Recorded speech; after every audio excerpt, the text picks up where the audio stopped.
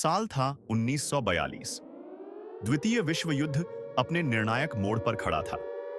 Hitler ने Europe के अधिकांश हिस्सों पर कब्जा कर लिया था और नाजी जर्मनी अपनी पूरी ताकत से सोवियत संघ की ओर बढ़ रहा था। यह वह समय था जब स्टालिनग्राड युद्ध की शुरुआत हुई, जो इतिहास में सबसे विनाशकारी और निर्णायक साबित हुआ।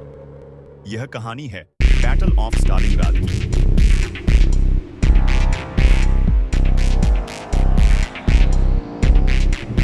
सोवियत संघ में वोल्गा नदी पर स्थित स्टालिनग्राद शहर, जो आज के दिन वोल्गोग्राद के नाम से जाना जाता है, जर्मन और सोवियत दोनों के लिए रणनीतिक रूप से महत्वपूर्ण था। यह शहर वोल्गा नदी के कारण एक प्रमुख ट्रांसपोर्टेशन हब था, जहां से पूरे सोवियत संघ में वेपन्स, फूड सप्लाईज, सोल्जर्स और ऑयल जैसे जरूरी रिसोर्सेज का ट्रांसपोर्टेशन होता था।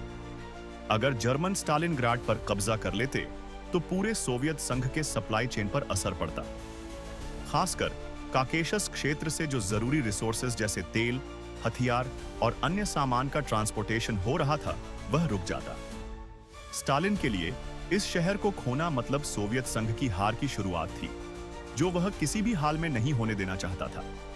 उसने अपनी सेनाओं को इसे बचाने के लिए किसी भी हद तक जाने का आदेश दिया।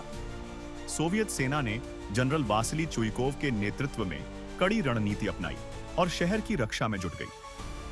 इस बीच अगस्त 1942 में जर्मन सेना के जनरल फ्रेडरिक पॉलस ने स्टालिनग्राड की ओर बढ़ना शुरू किया।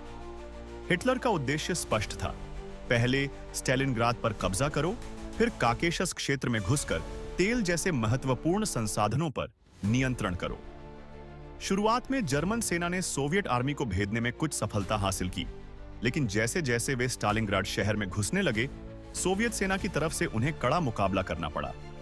सोवियत सेनाएं शहर में अपनी पकड़ मजबूत करने के लिए हर संभव प्रयास कर रही थी और यह जर्मन सेना के लिए एक बड़ी चुनौती बन गई थी।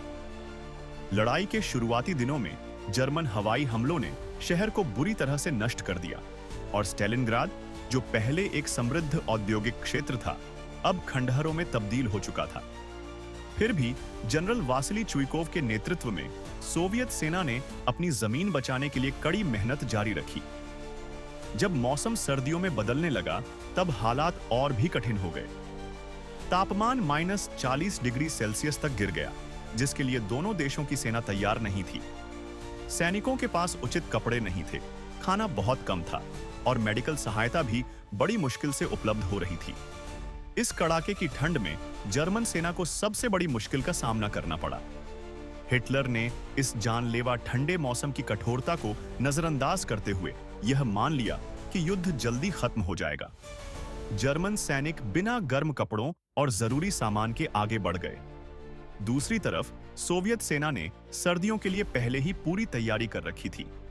जैसे जैसे जर्मन सैनिक शहर में घुसते गए, उन्हें महसूस हुआ कि इस ठंड मौसम में सोवियत सेना से लड़ पाना मुश्किल है। सर्दी ने उनकी हालत और कमजोर कर दी थी। नवंबर 1942 तक जर्मन सेना स्टालिनग्राद के भीतर काफी अंदर तक प्रवेश कर चुकी थी। हालांकि उनकी स्थिति लगातार बिगड़ती जा रही थी। महीनों की कठिन लड़ाई और कड़ाके की सर्दी ने जर्मन सैनिकों को कमजोर बना दिया था।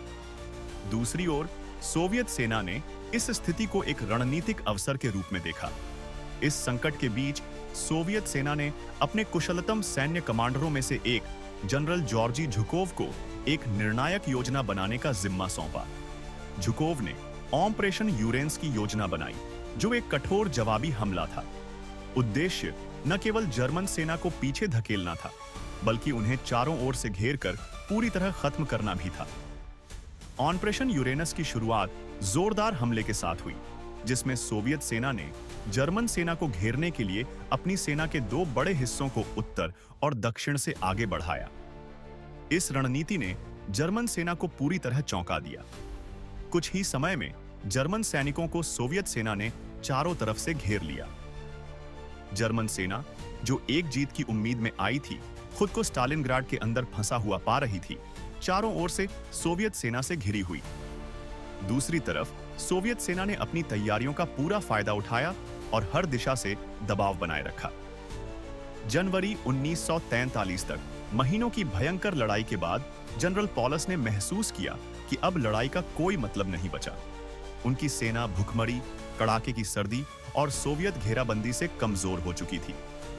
पॉलस ने आत्मसमर्पण का ऐतिहासिक निर्णय लिया, जो पहली बार था जब किसी जर्मन फील्ड मार्शल ने ऐसा किया। स्टालिनग्राद की लड़ाई में कुल लगभग 20 लाख लोग मारे गए। सोवियत संघ ने लगभग 11 लाख सैनिकों और नागरिकों की जान गंवाई, जबकि जर्मन और उनके सहयोगी देशों ने लगभग 8.5 लाख सैनिकों की जान खो दी। यह युद्ध द्वितीय विश्व युद्ध की सबसे भयंकर और विनाशकारी लड़ाइयों में से एक था, जिसमें बड़ी संख्या में लोग मारे गए थे। स्टालिनग्राड, जो कभी एक जीवंत शहर था, खंडहर में पड़ा था।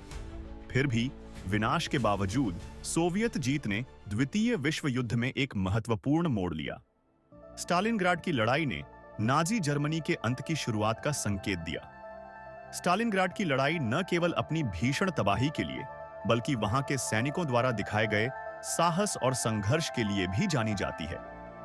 आज वोल्गोग्राड शहर, जिसे पहले स्टालिनग्राड कहा जाता था, उस क्रूर संघर्ष में खोए अनगिनत जीवन के स्मारक के रूप में खड़ा है।